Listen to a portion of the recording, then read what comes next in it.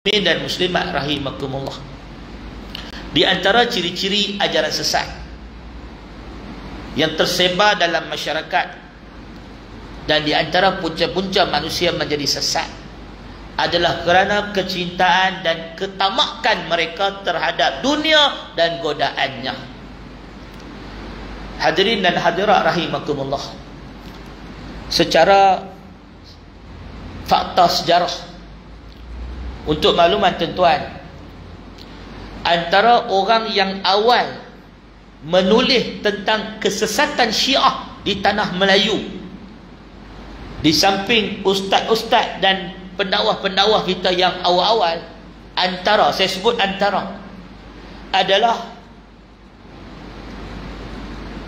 Ustaz Asy'ari Muhammad, pengasas ajaran Al-Arkam.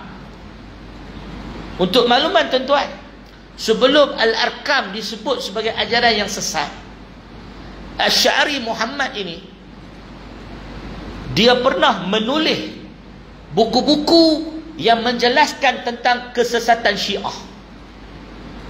Bahkan kalau sahabat-sahabat membaca buku-buku awal yang ditulis oleh Asy'ari Muhammad, akan terkejut kerana beliau menukilkan pandangan ulama-ulama hadis seperti Syekh Nasruddin Al-Albani.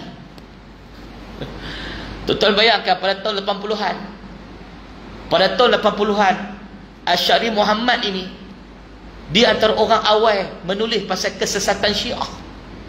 Pada tahun 80-an, 90-an, dia antara orang yang awal yang dalam buku dia merujuk hadis disahihkan oleh Syekh Nasruddin Al-Albani, dalam keadaan umat Islam tak kenal lagi siapa Al-Albani. Tapi demikianlah, sebagaimana Allah Subhanahu wa taala mendidik kita, mendidik Nabi kita supaya sentiasa setiap hari berdoa dengan penuh kesungguhan, dengan penuh pengharapan supaya kita diberi pimpinan di atas jalan kebenaran. Ihdinas siratal mustaqim, minta Allah tunjukkan kita jalan yang lurus. Karena sesungguhnya hati-hati manusia ini boleh berubah. Muslimin dan muslimat rahimakumullah, imma ana wa imma anta, sama ada saya atau tuan-tuan, sama ada mereka atau kita, kita semua tidak terjamin daripada kesesatan. Karena itu Nabi SAW selalu mengajak kita berdoa, Allahumma inni as'alukal huda wassadad. Ya Allah, berikanlah aku petunjuk hidayah dan tetap di atas jalan yang lurus. Tuan-tuan dan puan yang dikasihi sekalian, siapa sangka Asy'ari Muhammad di kemuncak dakwahnya akhirnya boleh menjadi sesat. Sebagian pengkaji-pengkaji yang menulis buku tentang gerakan sejarah Al-Arkam, mereka mengatakan antara sebab sesatnya Al-Arkam adalah kerana dua, iaitu yang pertama, untuk mengekalkan kesetiaan ahli-ahli, maka dibina suatu aurat yang dipanggil aurat Muhammadiyah, supaya ahli-ahlinya menjadi wala, taat kepada jamaah dan kepimpinannya. Sebagaimana kumpulan-kumpulan lain, mereka mula sesat apabila mereka hendak mengawal ahli-ahli mereka supaya setia dan taat. Itulah antara talbis iblis yang besar kepada mana-mana kumpulan dakwah.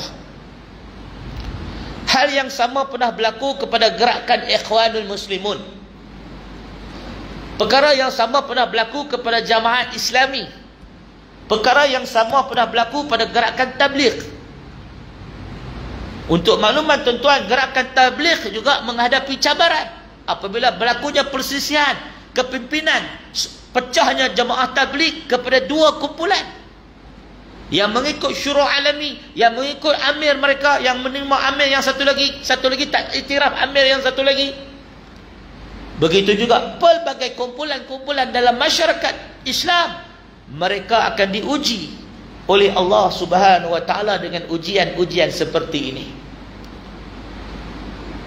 Berbahagia dan bergembira orang yang berjaya dan rugi dan merana orang yang terpesong. Muslimin dan muslimat rahimakumullah, gerakan Al-Arkam mula terpesong apabila mengamalkan aurat Muhammadiyah. Mereka mula mempercayai ajaran-ajaran yang menyeleweng.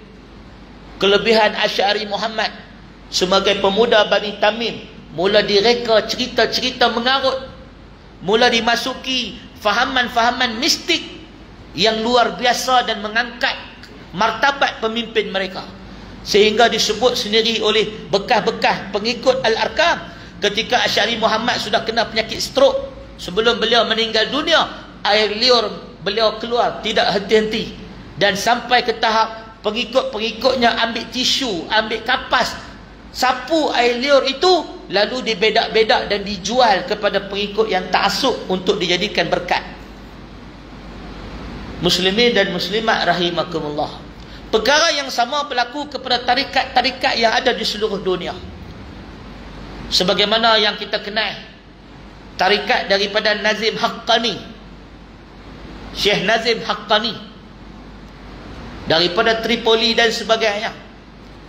Mereka masuk ke negara kita membawa ajaran-ajaran yang menyalahi Al-Quran dan hadis. Semuanya berpunca daripada kesesatan yang sangat jelas, iaitu membelakangkan Al-Quran dan hadis-hadis Nabi sallallahu alaihi wasallam.